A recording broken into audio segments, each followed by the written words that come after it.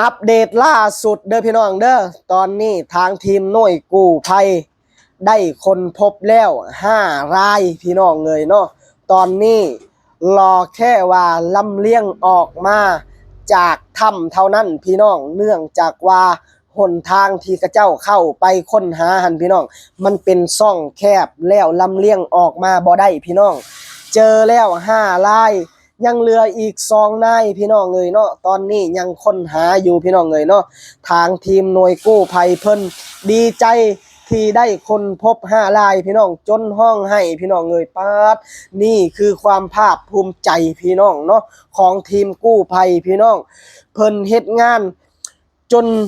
มืดจนค่ำพี่น้องบ่ได้หยุดบ่ได้ย้อนจนดึกๆดื่นๆพี่น้องเอ๋ยเนาะเข้าน้ำจำปาบ่ฮู้ว่าสิได้กินแซ่บหรือบ่พี่น้องเอ๋ยเนาะ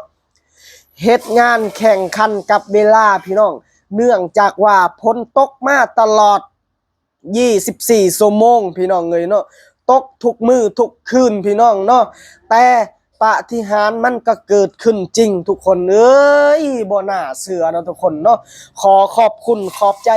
ทีมหน่วยกู้ภัยประเทศไทยและทีมหน่วยกู้ภัยประเทศลาวพี่น้องเอ้ยเนาะทุกคนเลยขอให้พวกเจ้าอยู่ดีมีแห้งสุขภาพแข็งแรงเด้อนับถือน้ำใจพี่น้องกู้ภัยประเทศไทยพี่น้องเอ้ยเนาะที่มาช่วยเหลือ7 คนที่ติดภายในถ้ำในครั้งนี้พี่น้องเอ้ยเนาะน้ำใจคนไทยนี่ยิ่งใหญ่เหลือเกินทุกคนเอ้ยเนาะตอนนี้ฝากให้พี่น้องคนลาวเฮาซอยกันกดไลค์กดแชร์คลิปนี้ออกไปหลายๆพี่น้องเจอแล้วเด้อ5 รายพี่น้องเจอแล้วตอนนี้รอฟังข่าวดีกันต่อไปพี่น้องเอ้ยเนาะว่าเพิ่นสิลำเลียงออกมาได้บ่พี่น้องเอ้ยเนาะน่าจะมีปาฏิหาริย์เกิดขึ้นเด้อพี่น้องเด้อน่าจะมีปาฏิหาริย์เกิดขึ้นพี่น้องเอ้ยเนาะเพราะว่าเพิ่นแจ้งมาว่าเจอ5 รายเพิ่นจน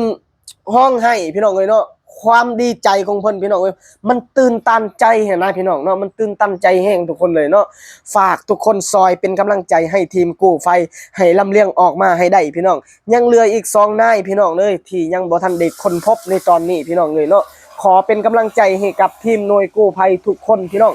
ฝากพี่น้องคนลาวเฮาซอยกดแชร์คลิปนี้ออกไปหลายๆเด้อพี่น้องเด้อ